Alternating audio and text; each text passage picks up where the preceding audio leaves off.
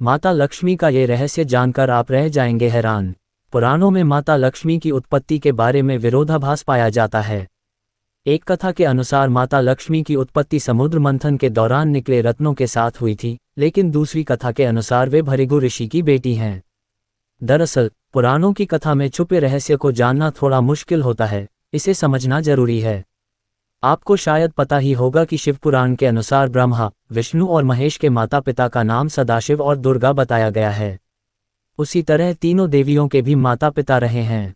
समुद्र मंथन से जिस लक्ष्मी की उत्पत्ति हुई थी, दरअसल वह स्वर्ण के पाए जाने के ही संकेत रहा हो।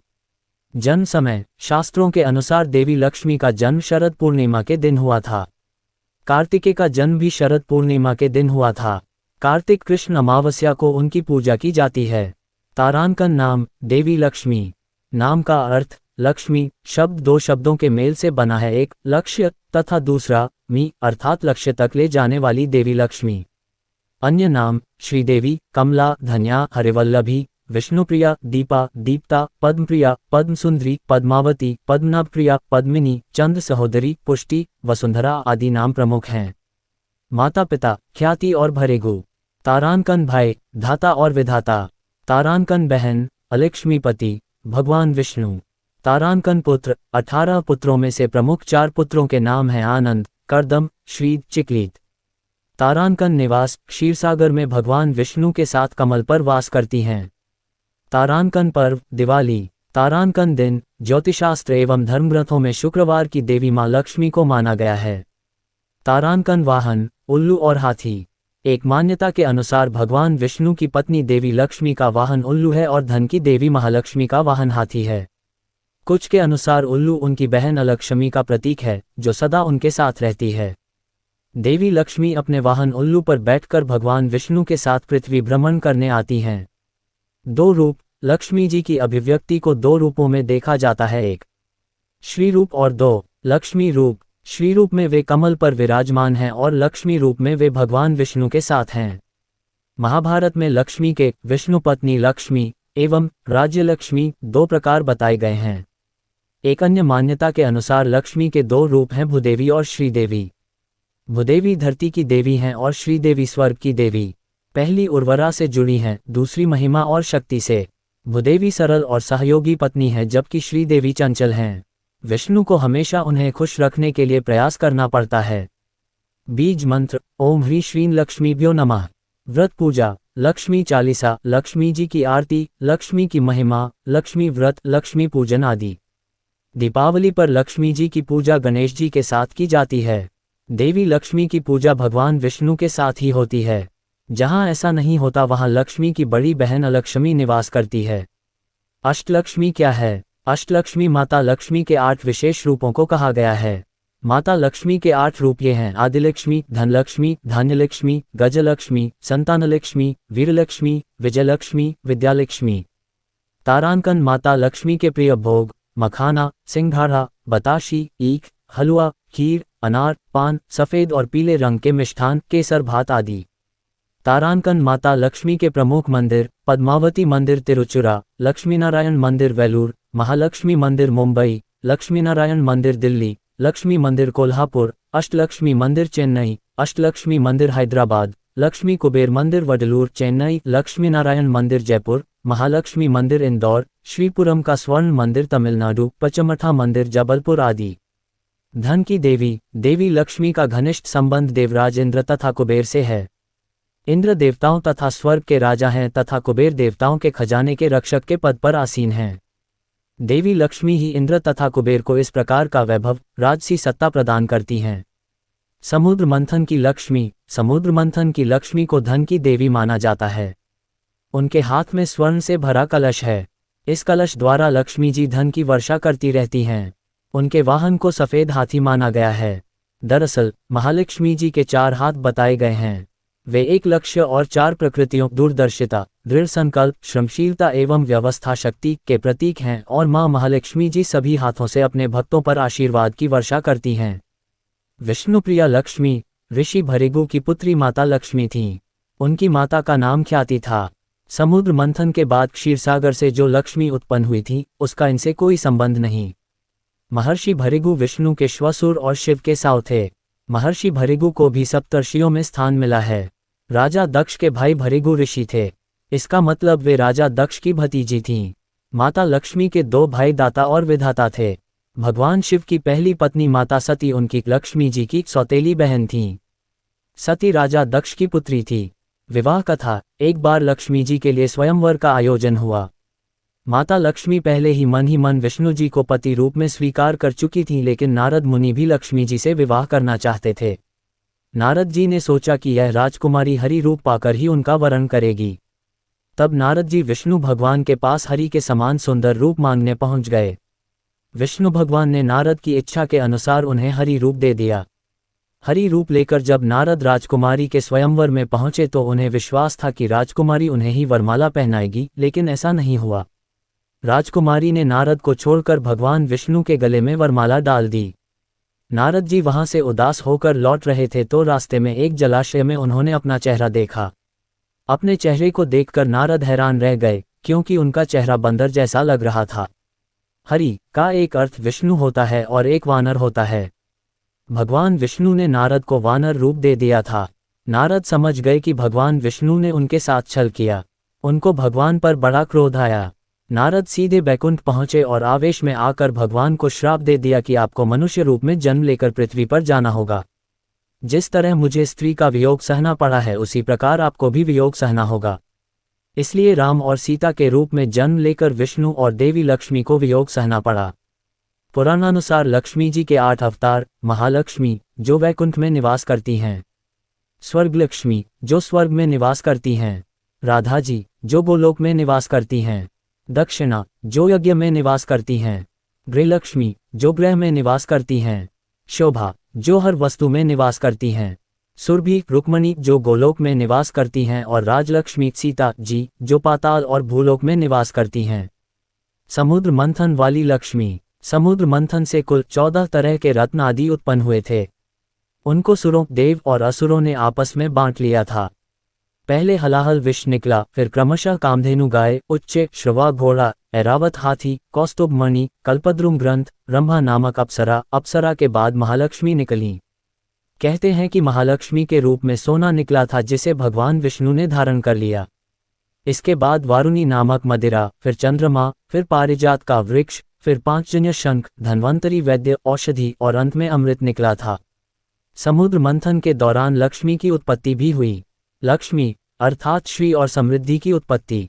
कुछ लोग इसे सोने, गोल्ड से जोड़ते हैं, लेकिन कुछ लोग इसे देवी मानते हैं। समुद्र मंथन से उत्पन्न लक्ष्मी को कमला कहते हैं, जो 10 महाविद्याओं में से अंतिम महाविद्या है। अध्ययन से पता चलता है कि समुद्र मंथन से निकली लक्ष्मी को वैभव और समृद्धि से जोड़कर देखा गया, जिसमें सोना, चांदी आदि कीमती धातुएं थीं, जो कि लक्ष्मी का प्रतीक है।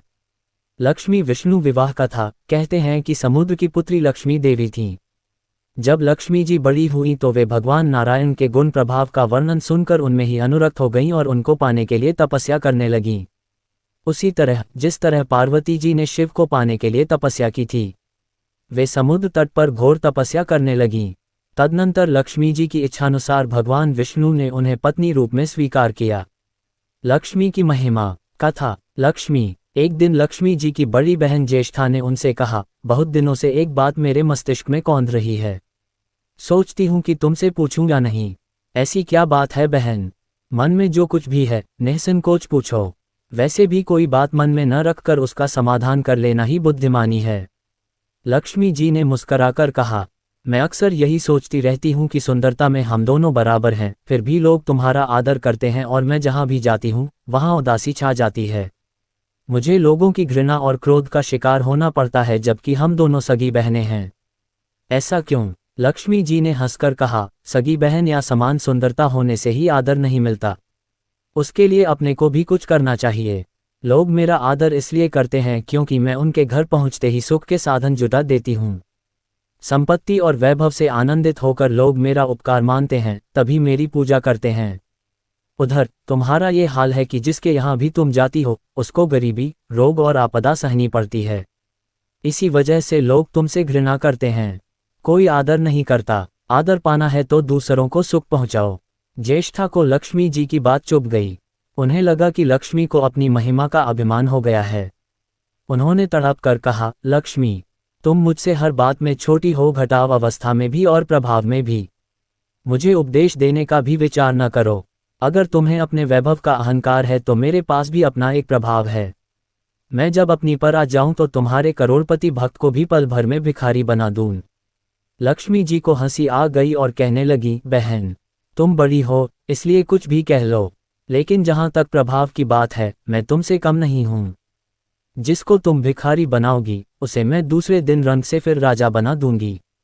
मेरी महिमा का अभी तुम्हें पता ही कहाँ है, और तुम्हें भी मेरी महिमा का पता ही नहीं है। जिसकी तुम सहायता करोगी उसे मैं दाने घटाव दाने के लिए भी मोहताज कर दूंगी। देखो बहन, दाने घटाव दाने के लिए तो तुम उसे मोहताज कर सकती हो जिससे मैं रूठ जाऊं। जिसके सिर पर मेरा वरदहस्त न हो उसका तुम कुछ भी बिगाड़ सकती हो, परंतु जिस पर मेरी कृपा दृष्टि है उसका कोई भी बाल तक बांका नहीं कर सकता। अगर तुम अपना प्रभाव दिखाने को इतनी ही उतावली हो रही हो तो कल अपना प्रभाव दिखाकर देख लेना। ठीक है, बोलो कहाँ चलें? दूर क्यों जाएं? पास ही अनुराधापुर है। उसमें एक ब्राह्मण रहता है, घटाव दीनानाथ। वह रोज मंदिर में पूजा करने जाता है और मेरा पक्का भक्त है। उसी पर हमें अपनी घटाव अपनी महिमा दिखानी है। ज्येष्ठा को ताव आ गया। उन्होंने हाथ झटक कर कहा, ठीक है, देख लेना, कल तुम्हारा सिर ही झुक जाएगा। कहकर वह एक ओर चली गई। लक्ष्मी जी वहीं खड़ी बहन के क्रोध और अहंकार पर मुस्कराती रहीं। दूसरे दिन दोनों बहनें अनुराधापुर के विष्णु मंदिर में पहुंचीं। उन्होंने वेश बदल रखा था। साधारण स्त्रियों की तरह वे दोनों मंदिर के द्वार पर बैठ गईं। लोगों ने देखा अवश्य, किंतु किसी ने उनकी ओर कोई खास ध्यान नहीं दिया। ध्यान देने वाली कोई खास बात थी भी नहीं। वह मंदिर था और वहां हर रोज दीन दुखी आते घटाव जाते रहते थे। वहां आने वाले सभी किसी न किसी परेशानी में घिरे रहते थे। फिर भला उन्हें किसी दूसरे की परेशानी से क्या सरोकार हो सकता था। थोड़ी देर बाद वहां दीनू पंडित आया। दोनों बहनों की नजरें उस पर जम गईं। पूजा करके जब वह लौटने लगा तो ज्येष्ठा ने कहा, लक्ष्मी, वह तुम्हारा भक्त आ रहा है, बन पड़े तो कोई सहायता करो। हाँ, करती हूँ, कहकर लक्ष्मी जी ने एक पोला बांस दीनू के रास्ते में रख दिया जिसमें मोहरें भरी हुई थीं। ज्येष्ठा ने बांस को छूकर कहा, अब तुम मेरा प्रभाव भी देख लेना। पूजा करके लौट रहे दीनू ने रास्ते में पड़ा हुआ वह बांस का टुकड़ा उठा लिया। उसका विचार था कि वह किसी काम आ जाएगा। घर में 100 जरूरतें होती हैं। अभी वह पंडित कुछ ही आगे बढ़ा था कि उसे एक लड़का मिला। लड़के ने पहले पंडित जी से राम घटाव राम की, फिर बड़ी ही नम्रता से बोला, पंडित जी, मुझे अपनी चारपाई के लिए बिल्कुल ऐसा ही बांस चाहिए। दादाजी ने ये कहकर भेजा है कि जाओ बाजार से ले आओ। ऐसा बांस पंडित जी कहाँ मिलेगा? दीनू ने कहा, मैंने मोल नहीं लिया, रास्ते में पड़ा था सो उठा लाया। लो, तुम्हें जरूरत है तो तुम ही रख लो, वैसे बाजार में 1 रुपये से कम का नहीं है। लड़के ने चवन्नी देते हुए कहा, मगर मेरे पास तो यह चवन्नी ही है पंडित जी। अभी तो आप इसे ही रखिए, बाकी 12 आने शाम को दे जाऊंगा। पंडित जी खुश थे कि बिना किसी हील घटाव हुज्जत के रुपया कमा लिया। दीनू पंडित ने चवन्नी लेकर बांस लड़के को दे दिया और वह चवन्नी अपनी डोलची में रख दी। मंदिर के पास खड़ी दोनों देवियां ये सारी लीला देख रही थीं। ज्येष्ठा ने कहा, लक्ष्मी, देखा तुमने, तुम्हारी इतनी सारी मोहरें मात्र एक चवन्नी में बिक गईं, और अभी क्या, ये चवन्नी भी तुम्हारे भक्त के पास नहीं रुकेगी। चलो उसके पीछे चलते हैं और देखते हैं कि क्या होता है। दोनों बहनें दीनू के पीछे घटाव पीछे चलने लगीं। एक तालाब के पास दीनू ने डोलची रख दी और कमल के फूल तोड़ने लगा। उसी बीच एक चरवाहे का लड़का आया और डोलची में रखी हुई चवन्नी लेकर भाग गया। दीनू को पता ही नहीं चला। फूल तोड़कर वह अपने घर चलने लगा। इतने में वही लड़का आता हुआ दिखाई दिया जिसने चवन्नी देकर उससे बांस ले लिया था। करीब आकर वह बोला, पंडित जी, ये बांस तो बहुत वजनी है। दादाजी ने कहा है कि कोई हल्का बांस चाहिए, इसकी चारपाई ठीक न होगी। ये लीजिए, आप अपना बांस वापस ले लीजिए। कहकर उसने बांस पंडित जी के हवाले कर दिया। दीनू ने बांस ले लिया, लेकिन चवन्नी तो डोलची में थी ही नहीं। तब उसने कहा, बेटा, चवन्नी तो कहीं गिर गई, तुम मेरे साथ घर चलो, वहां दूसरी दे दूंगा। इस समय मेरे पास एक भी पैसा नहीं है, तब आप जाए, मैं शाम को आकर घर से ले लूंगा। ये कहकर लड़का अपनी राह लौट गया। बांस फिर से पंडित जी के ही पास आ गया और लक्ष्मी जी हौले से मुस्कुराईं। उनको इस प्रकार मुस्कराते देखकर ज्येष्ठा मन ही मन में जल उठी। वह बोली, अभी तो खेल शुरू ही हुआ है, देखती चलो कि मैं इसे कैसे तिगनी का नाच नचाती हूँ। दीनू बेचारा इन सब बातों से बेखबर अपनी ही धुन में आगे बढ़ा चला जा रहा था। उसे क्या पता था कि वह शतरंज का मोहरा बना हुआ है। वह तो धूप घटाव छाँव की भांति दोनों बहनों का प्रभाव सहता चुपचाप चला जा रहा था। आगे चलकर गांव का एक अहीर मिला। उसने दीनू को चवन्नी वापस करते हुए बताया, पंडित जी, मेरा लड़का आपकी डोलची से यह चवन्नी उठा लाया था। वह बड़ा ही शैतान है। मैं आपकी वही चवन्नी लौटाने आया हूँ। हो सके तो उस शैतान को माफ़ कर दीजिएगा। दीनू ने आशीर्वाद देकर चवन्नी ले ली और प्रसन्न मन से उस लड़के को पुकारने लगा जो शाम को घर आकर चवन्नी लेने की बात कहकर लौटा जा रहा था। आवाज़ सुनकर लड़का लौट आया। अपनी चवन्नी वापस पाकर वह भी प्रसन्न हो गया। दीनू पंडित निश्चिंत मन से घर की ओर बढ़ने लगा। उसके एक हाथ में पूजा की डोलची थी और दूसरे में वही 5 हाथ का लंबा बांस। राह चलते दीनू पंडित सोच रहा था, बांस तो काफ़ी वजनी है। वजनी है तो मजबूत भी होगा क्योंकि ठोस है। इसे दरवाजे के छप्पर में लगा दूंगा, कई साल के लिए बल्ली से छुटकारा मिल जाएगा। ज्येष्ठा को उसके विचार पर क्रोध आ गया। लक्ष्मी जी के प्रभाव से दीनू को लाभ होता देख वह मन ही मन बुरी तरह जली जा रही थीं। जब उन्होंने देखा कि पंडित का घर करीब आ गया है तो कोई उपाय न पाकर उन्होंने दीनू को मारने डालने का विचार किया। उन्होंने कहा, लक्ष्मी, धन घटाव संपत्ति तो मैं छीन ही लेती हूँ, अब तुम्हारे भक्त के प्राण भी ले लूंगी। देखो वह किस तरह तड़प कर मरता है। और वह तुरंत सांप बनकर दीनू की ओर दौड़ पड़ी। लक्ष्मी जी को तनिक भी घबराहट नहीं हुई। वह उसी तरह खड़ी मुस्कराती रहीं। सहसा दीनू चौंक पड़ा। एक भयानक सांप फन उठाए उसकी ओर झपट रही था। प्राण तो सभी को प्रिय होते हैं, उपाय रहते कोई अपने को संकट में नहीं पड़ने देता। दीनू ने पगडंडी वाला रास्ता छोड़ दिया और एक ओर को भागने लगा। लेकिन सांप बनी ज्येष्ठा उसे भला कहाँ छोड़ने वाली थीं। वह तो उस गरीब के प्राणों की प्यासी हो चुकी थीं। वह भी दीनू के आगे घटाव पीछे, दाएं घटाव बाएं बराबर दौड़ती ही रहीं। दीनू घबरा गया। उसने हाथ जोड़कर कहा, नाग देवता, मैंने तुम्हारा कुछ नहीं बिगाड़ा। शांति से अपनी राह लौट जाओ, आखिर क्यों मुझ गरीब के पीछे पड़े हो। व्यर्थ में किसी ब्राह्मण को सताना अच्छी बात नहीं है। लेकिन वह नाग तो ज्येष्ठा का रूप था जो दीनू को किसी भी तरह डसना चाहता था। प्रार्थना पर कुछ भी ध्यान न देकर वह सांप एक बारगी फुफकारता हुआ झपट पड़ा। जब दीनू ने देख लिया कि बिना संघर्ष किए अब जान नहीं बचेगी तो उसने प्राण घटाव रक्षा के लिए भरपूर जोर लगाकर वही बांस सांप के ऊपर दे मारा। धरती से टकराते ही बांस के 2 टुकड़े हो गए और उसके भीतर भरी हुई मोहरें खन घटाव खनाकर बिखर गईं, जैसे लक्ष्मी हंस रही हो। दीनू के मुंह से हैरतपूर्ण चीख घटाव सी निकली। अरे! थोड़ी देर के लिए वह थगा घटाव सा खड़ा आंखें फाड़े उन मोहरों की ओर देखता रहा। एक पल के लिए तो वह सांप को भूल ही गया, परंतु फिर जैसे उसे झटका घटाव सा लगा। सांप का ध्यान आते ही उसने उसकी ओर गर्दन घुमाई तो देखा कि बांस की चोट से सांप की कमर टूट गई है और वह लहूलुहान अवस्था में झाड़ी की ओर भागा जा रहा है। दूसरे क्षण वह मोहरों पर लौट गया और कहने लगा, तेरी जय हो लक्ष्मी माता। जीवन घटाव भर का दारिद्र्य आज दूर हो गया। तेरी महिमा कौन जान सकता है। चलो अब घर में बैठकर तुम्हारी पूजा घटाव आरती करूंगा। और फिर जल्दी उसने सारी मोहरें अंगोछे में बांध दी और लंबे घटाव लंबे कदमों से घर की ओर चल दिया। पीछे एक पेड़ की छाया में खड़ी लक्ष्मी अपनी बहन ज्येष्ठा से मुस्कराकर पूछ रही थी, कहो बहन, सच बताना, बड़प्पन की थाह मिली कि अभी नहीं। बड़प्पन किसी को कुछ देने में ही है, उससे छीनने में नहीं। ज्येष्ठा ने कोई उत्तर नहीं दिया। वह चुपचाप उदास खड़ी रहीं। लक्ष्मी जी ने उनका हाथ पकड़कर कहा, फिर भी हम दोनों बहनें हैं, जहां रहेंगी साथ ही रहेंगी। आओ अब चलें। इंद्र का अहंकार। देवताओं के राजा इंद्र के स्वभाव के विषय में भला कौन नहीं जानता। अहंकारी, दंभी और लोभी तो वह हैं ही। दूसरों की उन्नति देखकर जलना उनके स्वभाव की खास विशेषता थी। दूसरे देवताओं को वह अपने से तुच्छ समझते थे। अपनी राजगद्दी के विषय में वह इतने आशंकित रहते थे कि जहाँ कहीं कोई ऋषि घटाव मुनि तपस्या घटाव साधना में बैठा नहीं कि उनकी रातों की नींद उड़ जाती थी कि कहीं कोई साधक भगवान विष्णु को खुश करके उनसे उनका इंद्रासन ही न मांग ले। रसिक इतने थे कि अधिकांश समय रंभा, मेनका और उर्वशी जैसी अप्सराओं के नृत्यों की महफिल सजाए रखते थे। भगवान भोले शंकर और ब्रह्मा जी उन्हें अक्सर समझाते रहते थे कि वे अपने स्वभाव को बदलें, लेकिन इंद्र पर कोई प्रभाव ही नहीं पड़ता था। एक बार नारद मुनि इंद्रपुरी गए।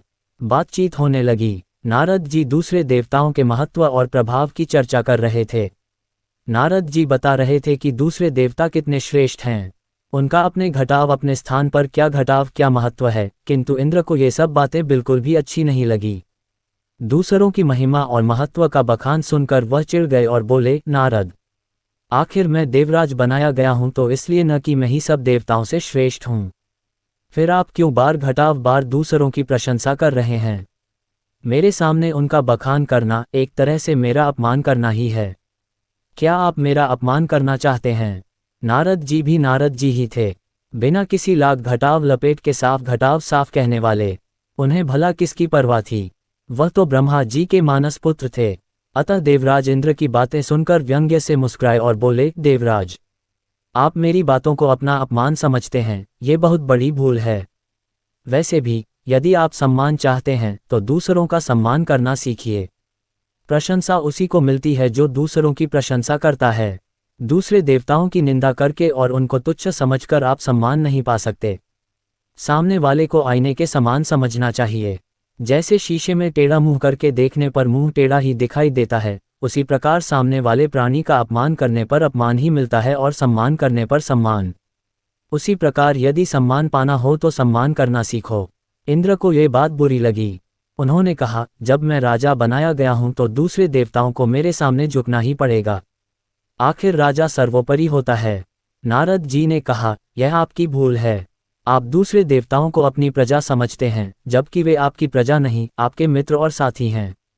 उनके साथ वैसा ही व्यवहार कीजिए जैसा साथी, मित्रों और सहयोगियों से किया जाता है। बड़प्पन का मद अंत में दुखदायी होता है। ये कहावत तो आपने सुनी ही होगी कि घमंडी का सिर नीचा ही होता है। इसमें घमंड वाली क्या बात है? मेरा प्रभाव दूसरों से अधिक है। मैं वर्षा का स्वामी हूँ, बिना मेरी आज्ञा के एक बूंद पानी नहीं बरस सकता। अभिमानपूर्ण लहजे में इंद्र ने कहा, और जब पानी नहीं होगा तो धरती पर अकाल पड़ जाएगा, अन्न उत्पन्न नहीं होगा और सारी दुनिया भूख और प्यास से तड़प घटाव तड़प कर मर जाएगी। देवता भी इसके प्रभाव से अछूते कहाँ रहेंगे? आप ठीक कहते हैं। नारद जी बोले, किंतु दूसरे देवताओं का महत्व भी कुछ कम नहीं।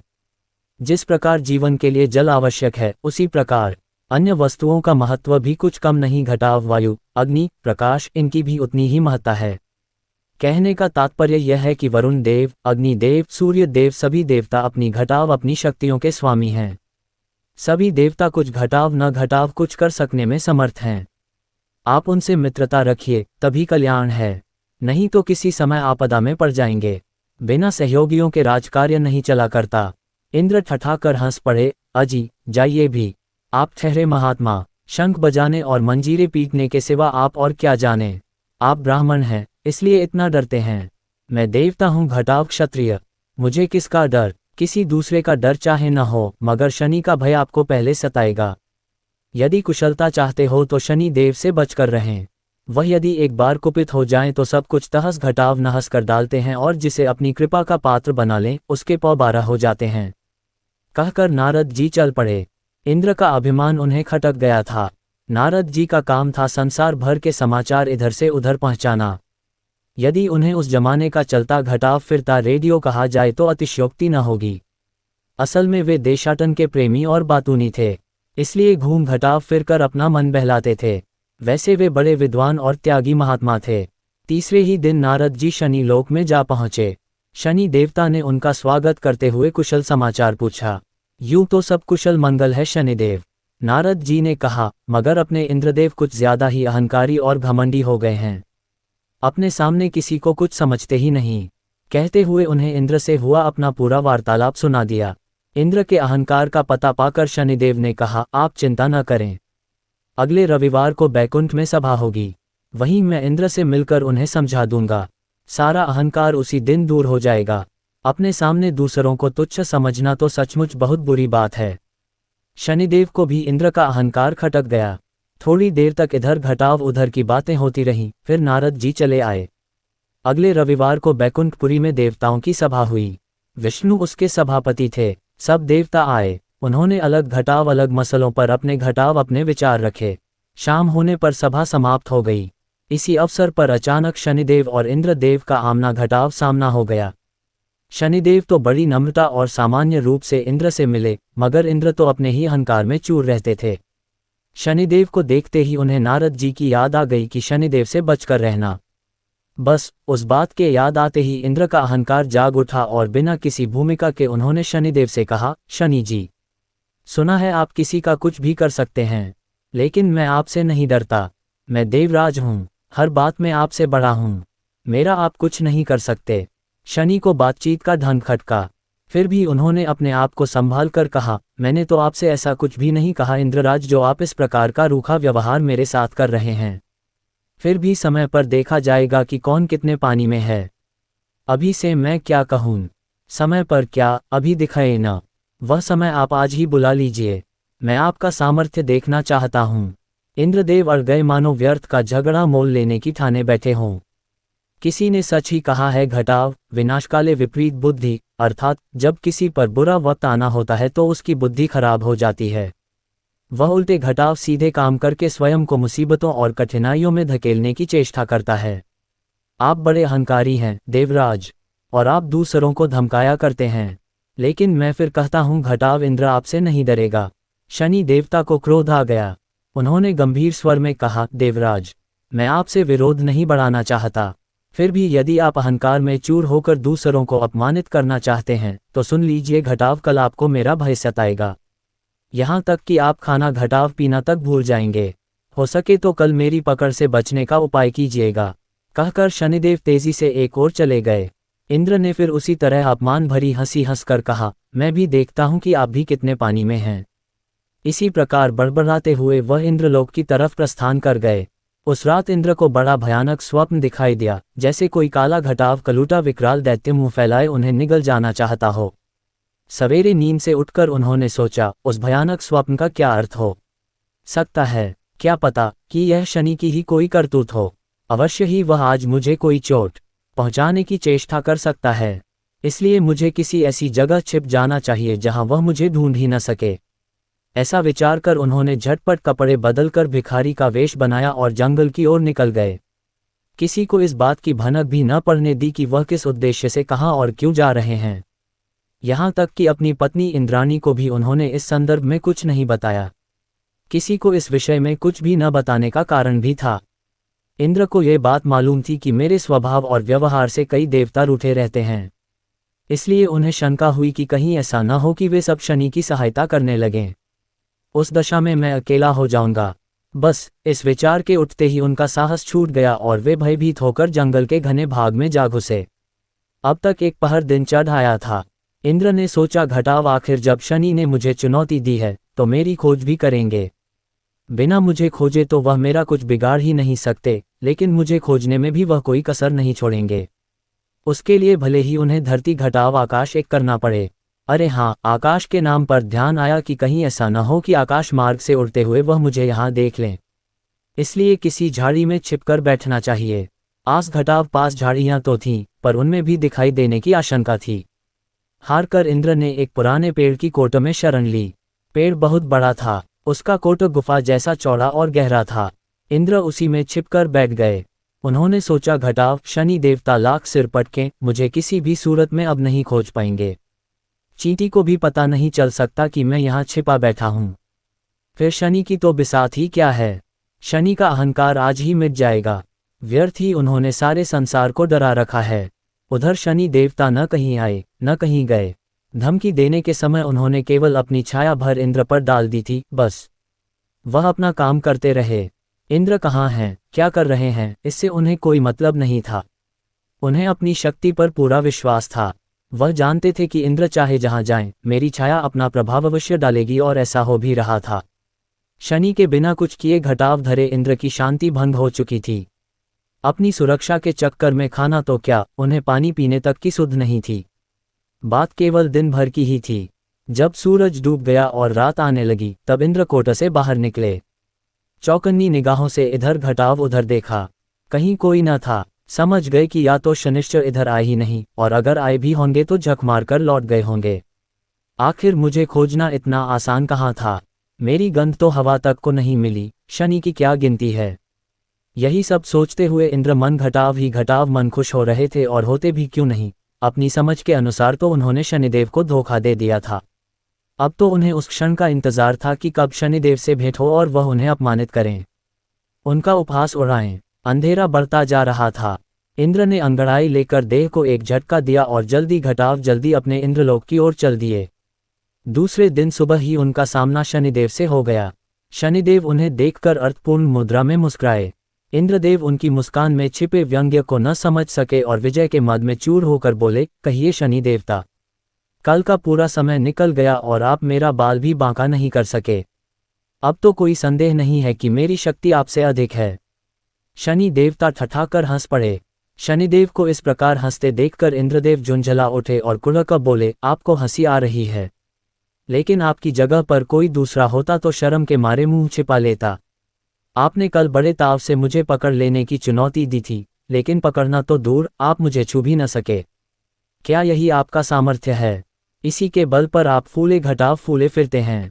दरअसल नारद जैसे लोगों ने आपको बेवजह सिर चढ़ा रखा है और यही आपका नाम लेकर दूसरों को डराते रहते हैं। आप में कितना बल है, यह मैं देख चुका हूं। शनि ने हंसते हुए उत्तर दिया, आप जैसे बुद्धिमान को कौन समझाए कि आप हारे और मैं जीता, फिर भी आप मुझे धिक्कार रहे हैं।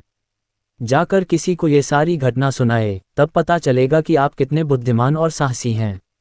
इंद्र ने आंखें निकालकर पूछा, क्या कहा? मैं हार गया हूं? कैसे? आप अपनी विजय का प्रमाण तो दीजिए। खाली कह देने से क्या होता है? इस प्रकार तो मैं भी कह सकता हूं कि विजय मेरी हुई है। कल का पूरा दिन निकल गया, आखिर क्या बिगाड़ पाए आप मेरा? आप मेरा बाल तक बांका नहीं कर सके। पूरी तरह स्वस्थ और निश्चिंत आपके सामने खड़ा हूं। अगर ऐसी बात है तो सुनो घटाव, पहले परसों मेरे द्वारा कहे शब्दों पर गौर करिए। शनि ने कहा, मैंने कहा था कि कल आप खाना घटाव पीना भूल जाएंगे। वही बात हुई। आप मेरे भय से पेड़ के कोट में छिपे रहे, दिन भर न खाया न पिया। आपने मारे भय के बाहर झांका तक नहीं। यह मेरी छाया का ही प्रभाव था जो मैंने आप पर उसी समय डाल दी थी जब परसों हमारी भेंट हुई थी। मुझ में इतनी शक्ति है कि स्वयं न जाकर अपनी छाया से ही किसी को पकड़ लेता हूँ। उसी छाया के प्रभाव से आप डर कर भागे और दिन भर बिना कुछ खाए घटाव पिए कोट में छिपे रहे। जिसे आप अपनी बुद्धिमानी समझते हैं, वह मेरा भय था। यदि भय न होता तो राजभवन छोड़कर कोट में जाकर छिपने का क्या कारण था? अरे, भय के मारे तो आपने अपनी पत्नी इंद्राणी को भी कुछ नहीं बताया। जरा सोचो कि जब मेरी छाया ने ही इतने कौतुक दिखा दिए तो यदि मैं प्रत्यक्ष रूप से कुपित हो जाता तो क्या होता? इंद्र का सिर नीचा हो गया, हाथ जोड़कर बोले, मेरा अहंकार दूर हो गया शनि देवता। सचमुच आप मुझसे अधिक समर्थ और प्रभावशाली हैं। मुझे मेरी धृष्टता के लिए क्षमा करें। नारद जी ने सत्य ही कहा था, आप बड़े बलशाली हैं। शनि देवता ने हंसकर इंद्र को गले से लगा लिया और बोले, महाराज इंद्र, घमंडी का सिर हमेशा नीचा होता है। इंसान हो या देवता, उसे कभी घमंड नहीं करना चाहिए। इंद्र ठठाकर हंस पड़े, अजी जाइए भी, आप ठहरे महात्मा। शंख बजाने और मंजीरे पीटने के सिवा आप और क्या जाने? आप ब्राह्मण हैं, इसलिए इतना डरते हैं। मैं देवता हूँ, घटाव क्षत्रिय। मुझे किसका डर? किसी दूसरे का डर चाहे न हो, मगर शनि का भय आपको पहले सताएगा। यदि कुशलता चाहते हो तो शनि देव से बचकर रहें। वह यदि एक बार कुपित हो जाएं तो सब कुछ तहस घटाव नहस कर डालते हैं और जिसे अपनी कृपा का पात्र बना लें उसके पौ 12 हो जाते हैं। कहकर नारद जी चल पड़े। इंद्र का अभिमान उन्हें खटक गया था। नारद जी का काम था संसार भर के समाचार इधर से उधर पहुंचाना। यदि उन्हें उस जमाने का चलता घटाव फिरता रेडियो कहा जाए तो अतिशयोक्ति न होगी। असल में वे देशाटन के प्रेमी और बातूनी थे, इसलिए घूम घटाव फिरकर अपना मन बहलाते थे। वैसे वे बड़े विद्वान और त्यागी महात्मा थे। तीसरे ही दिन नारद जी शनि लोक में जा पहुंचे। शनि देवता ने उनका स्वागत करते हुए कुशल समाचार पूछा। यूं तो सब कुशल मंगल है शनिदेव। नारद जी ने कहा, मगर अपने इंद्रदेव कुछ ज्यादा ही अहंकारी और घमंडी हो गए हैं। अपने सामने किसी को कुछ समझते ही नहीं। कहते हुए उन्हें इंद्र से हुआ अपना पूरा वार्तालाप सुना दिया। इंद्र के अहंकार का पता पाकर शनिदेव ने कहा, आप चिंता न करें, अगले रविवार को बैकुंठ में सभा होगी, वहीं मैं इंद्र से मिलकर उन्हें समझा दूंगा। सारा अहंकार उसी दिन दूर हो जाएगा। अपने सामने दूसरों को तुच्छ समझना तो सचमुच बहुत बुरी बात है। शनिदेव को भी इंद्र का अहंकार खटक गया। थोड़ी देर तक इधर घटाव उधर की बातें होती रहीं, फिर नारद जी चले आए। अगले रविवार को बैकुंठपुरी में देवताओं की सभा हुई। विष्णु उसके सभापति थे। सब देवता आए, उन्होंने अलग घटाव अलग मसलों पर अपने विचार रखे। शाम होने पर सभा समाप्त हो गई। इसी अवसर पर अचानक शनिदेव और इंद्रदेव का आमना घटाव सामना हो गया। शनिदेव तो बड़ी नम्रता और सामान्य रूप से इंद्र से मिले, मगर इंद्र तो अपने ही अहंकार में चूर रहते थे। शनिदेव को देखते ही उन्हें नारद जी की याद आ गई कि शनिदेव से बचकर रहना। बस उस बात के याद आते ही इंद्र का अहंकार जाग उठा और बिना किसी भूमिका के उन्होंने शनिदेव से कहा, शनि जी, सुना है आप किसी का कुछ भी कर सकते हैं, लेकिन मैं आपसे नहीं डरता। मैं देवराज हूँ, हर बात में आपसे बड़ा हूँ, मेरा आप कुछ नहीं कर सकते। शनि को बातचीत का ढंग खटका, फिर भी उन्होंने अपने आप को संभाल कर कहा, मैंने तो आपसे ऐसा कुछ भी नहीं कहा इंद्रराज जो आप इस प्रकार का रूखा व्यवहार मेरे साथ कर रहे हैं। फिर भी समय पर देखा जाएगा कि कौन कितने पानी में है। अभी से मैं क्या कहूँ, समय पर क्या, अभी दिखाए ना। वह समय आप आज ही बुला लीजिए, मैं आपका सामर्थ्य देखना चाहता हूँ। इंद्रदेव अड़ गए, मानो व्यर्थ का झगड़ा मोल लेने की ठाने बैठे हों। किसी ने सच ही कहा है, घटाव विनाशकाले विपरीत बुद्धि, अर्थात जब किसी पर बुरा वक्त आना होता है तो उसकी बुद्धि खराब हो जाती है। वह उल्टे घटाव सीधे काम करके स्वयं को मुसीबतों और कठिनाइयों में धकेलने की चेष्टा करता है। आप बड़े अहंकारी हैं देवराज, और आप दूसरों को धमकाया करते हैं, लेकिन मैं फिर कहता हूँ घटाव इंद्र आपसे नहीं डरेगा। शनि देवता को क्रोध आ गया, उन्होंने गंभीर स्वर में कहा, देवराज, मैं आपसे विरोध नहीं बढ़ाना चाहता, फिर भी यदि आप अहंकार में चूर होकर दूसरों को अपमानित करना चाहते हैं तो सुन लीजिए घटाव, कल आपको मेरा भय सताएगा, यहाँ तक कि आप खाना घटाव पीना तक भूल जाएंगे। हो सके तो कल मेरी पकड़ से बचने का उपाय कीजिएगा। कहकर शनिदेव तेजी से एक ओर चले गए। इंद्र ने फिर उसी तरह अपमान भरी हंसी हंसकर कहा, मैं भी देखता हूं कि आप भी कितने पानी में हैं। इसी प्रकार बड़बड़ाते हुए वह इंद्रलोक की तरफ प्रस्थान कर गए। उस रात इंद्र को बड़ा भयानक स्वप्न दिखाई दिया, जैसे कोई काला घटाव कलूटा विकराल दैत्य मुंह फैलाए उन्हें निगल जाना चाहता हो। सवेरे नींद से उठकर उन्होंने सोचा, उस भयानक स्वप्न का क्या अर्थ हो सकता है, क्या पता कि यह शनि की ही कोई करतूत हो। अवश्य ही वह आज मुझे कोई चोट पहुंचाने की चेष्टा कर सकता है, इसलिए मुझे किसी ऐसी जगह छिप जाना चाहिए जहां वह मुझे ढूंढ ही न सके। ऐसा विचार कर उन्होंने झटपट कपड़े बदलकर भिखारी का वेश बनाया और जंगल की ओर निकल गए। किसी को इस बात की भनक भी न पड़ने दी कि वह किस उद्देश्य से कहाँ और क्यों जा रहे हैं। यहाँ तक कि अपनी पत्नी इंद्राणी को भी उन्होंने इस संदर्भ में कुछ नहीं बताया। किसी को इस विषय में कुछ भी न बताने का कारण भी था। इंद्र को यह बात मालूम थी कि मेरे स्वभाव और व्यवहार से कई देवता रूठे रहते हैं, इसलिए उन्हें शंका हुई कि कहीं ऐसा न हो कि वे सब शनि की सहायता करने लगें। उस दशा में मैं अकेला हो जाऊंगा। बस इस विचार के उठते ही उनका साहस छूट गया और वे भयभीत होकर जंगल के घने भाग में जा घुसे। अब तक एक पहर दिन चढ़ आया था। इंद्र ने सोचा, घटाव आखिर जब शनि ने मुझे चुनौती दी है तो मेरी खोज भी करेंगे। बिना मुझे खोजे तो वह मेरा कुछ बिगाड़ ही नहीं सकते, लेकिन मुझे खोजने में भी वह कोई कसर नहीं छोड़ेंगे। उसके लिए भले ही उन्हें धरती घटाव आकाश एक करना पड़े। अरे हाँ, आकाश के नाम पर ध्यान आया कि कहीं ऐसा न हो कि आकाश मार्ग से उड़ते हुए वह मुझे यहाँ देख लें, इसलिए किसी झाड़ी में छिपकर बैठना चाहिए। आस घटाव पास झाड़ियाँ तो थीं, पर उनमें भी दिखाई देने की आशंका थी। हारकर इंद्र ने एक पुराने पेड़ की कोट में शरण ली। पेड़ बहुत बड़ा था, उसका कोट गुफा जैसा चौड़ा और गहरा था। इंद्र उसी में छिपकर बैठ गए। उन्होंने सोचा, घटाव शनि देवता लाख सिर पटकें, मुझे किसी भी सूरत में अब नहीं खोज पाएंगे। चींटी को भी पता नहीं चल सकता कि मैं यहाँ छिपा बैठा हूँ। फिर शनि की तो बिसात ही क्या है, शनि का अहंकार आज ही मिट जाएगा।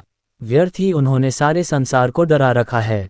उधर शनि देवता न कहीं आए न कहीं गए। धमकी देने के समय उन्होंने केवल अपनी छाया भर इंद्र पर डाल दी थी, बस। वह अपना काम करते रहे। इंद्र कहाँ हैं, क्या कर रहे हैं, इससे उन्हें कोई मतलब नहीं था। उन्हें अपनी शक्ति पर पूरा विश्वास था। वह जानते थे कि इंद्र चाहे जहां जाएं, मेरी छाया अपना प्रभाव अवश्य डालेगी, और ऐसा हो भी रहा था। शनि के बिना कुछ किए घटाव धरे इंद्र की शांति भंग हो चुकी थी। अपनी सुरक्षा के चक्कर में खाना तो क्या, उन्हें पानी पीने तक की सुध नहीं थी। बात केवल दिन भर की ही थी। जब सूरज डूब गया और रात आने लगी, तब इंद्र कोट से बाहर निकले। चौकन्नी निगाहों से इधर घटाव उधर देखा, कहीं कोई न था। समझ गए कि या तो शनिश्चर इधर आए ही नहीं, और अगर आए भी होंगे तो झक मारकर लौट गए होंगे। आखिर मुझे खोजना इतना आसान कहाँ था। मेरी गंध तो हवा तक को नहीं मिली, शनि की क्या गिनती है। यही सब सोचते हुए इंद्र मन घटाव ही घटाव मन खुश हो रहे थे, और होते भी क्यों नहीं। अपनी समझ के अनुसार तो उन्होंने शनिदेव को धोखा दे दिया था। अब तो उन्हें उस क्षण का इंतजार था कि कब शनिदेव से भेंट हो और वह उन्हें अपमानित करें, उनका उपहास उड़ाएं। अंधेरा बढ़ता जा रहा था। इंद्र ने अंगड़ाई लेकर देह को एक झटका दिया और जल्दी घटाव जल्दी अपने इंद्रलोक की ओर चल दिए। दूसरे दिन सुबह ही उनका सामना शनिदेव से हो गया। शनिदेव उन्हें देखकर अर्थपूर्ण मुद्रा में मुस्कुराए। इंद्रदेव उनकी मुस्कान में छिपे व्यंग्य को न समझ सके और विजय के मद में चूर होकर बोले, कहिए शनि देवता, कल का पूरा समय निकल गया और आप मेरा बाल भी बांका नहीं कर सके। अब तो कोई संदेह नहीं है कि मेरी शक्ति आपसे अधिक है। शनि देवता ठठाकर हंस पड़े। शनिदेव को इस प्रकार हंसते देखकर इंद्रदेव झुंझला उठे और कुढ़कर बोले, आपको हंसी आ रही है, लेकिन आपकी जगह पर कोई दूसरा होता तो शर्म के मारे मुंह छिपा लेता। आपने कल बड़े ताव से मुझे पकड़ लेने की चुनौती दी थी, लेकिन पकड़ना तो दूर, आप मुझे छू भी न सके। क्या यही आपका सामर्थ्य है? इसी के बल पर आप फूले घटाव फूले फिरते हैं। दरअसल नारद जैसे लोगों ने आपको बेवजह सिर चढ़ा रखा है और यही आपका नाम लेकर दूसरों को डराते रहते हैं। आप में कितना बल है यह मैं देख चुका हूं। शनि ने हंसते हुए उत्तर दिया, आप जैसे बुद्धिमान को कौन समझाए कि आप हारे और मैं जीता, फिर भी आप मुझे धिक्कार रहे हैं। जाकर किसी को ये सारी घटना सुनाए, तब पता चलेगा कि आप कितने बुद्धिमान और साहसी हैं। इंद्र ने आंखें निकालकर पूछा, क्या कहा? मैं हार गया हूं? कैसे? आप अपनी विजय का प्रमाण तो दीजिए। खाली कह देने से क्या होता है? इस प्रकार तो मैं भी कह सकता हूं कि विजय मेरी हुई है। कल का पूरा दिन निकल गया, आखिर क्या बिगाड़ पाए आप मेरा? आप मेरा बाल तक बांका नहीं कर सके। पूरी तरह स्वस्थ और निश्चिंत आपके सामने खड़ा हूं। अगर ऐसी बात है तो सुनो घटाव, पहले परसों मेरे द्वारा कहे शब्दों पर गौर करिए। शनि ने कहा, मैंने कहा था कि कल आप खाना घटाव पीना भूल जाएंगे। वही बात हुई। आप मेरे भय से पेड़ के कोट में छिपे रहे। दिन भर न खाया न पिया। आपने मारे भय के बाहर झांका तक नहीं। यह मेरी छाया का ही प्रभाव था जो मैंने आप पर उसी समय डाल दी थी जब परसों हमारी भेंट हुई थी। मुझमें इतनी शक्ति है कि स्वयं न जाकर अपनी छाया से ही किसी को पकड़ लेता हूँ। उसी छाया के प्रभाव से आप डर कर भागे और दिन भर बिना कुछ खाए घटाव पिए कोट में छिपे रहे। जिसे आप अपनी बुद्धिमानी समझते हैं वह मेरा भय था। यदि भय न होता तो राजभवन छोड़कर कोट में जाकर छिपने का क्या कारण था? अरे, भय के मारे तो आपने अपनी पत्नी इंद्राणी को भी कुछ नहीं बताया। जरा सोचो कि जब मेरी छाया ने ही इतने कौतुक दिखा दिए तो यदि मैं प्रत्यक्ष रूप से कुपित हो जाता तो क्या होता? इंद्र का सिर नीचा हो गया। हाथ जोड़कर बोले, मेरा अहंकार दूर हो गया शनि देवता। सचमुच आप मुझसे अधिक समर्थ और प्रभावशाली हैं। मुझे मेरी धृष्टता के लिए क्षमा करें। नारद जी ने सत्य ही कहा था, आप बड़े बलशाली हैं। शनि देवता ने हंसकर इंद्र को गले से लगा लिया और बोले, महाराज इंद्र, घमंडी का सिर हमेशा नीचा होता है। इंसान हो या देवता, उसे कभी घमंड नहीं करना चाहिए।